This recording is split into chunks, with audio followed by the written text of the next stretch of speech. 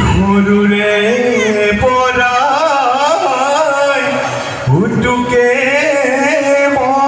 ৰন্ধি লৈ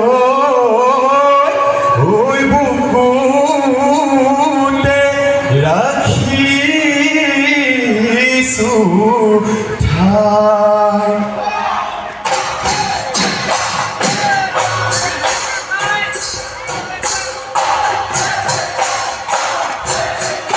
ৰান্ধেনো খাটোৰ শুকুল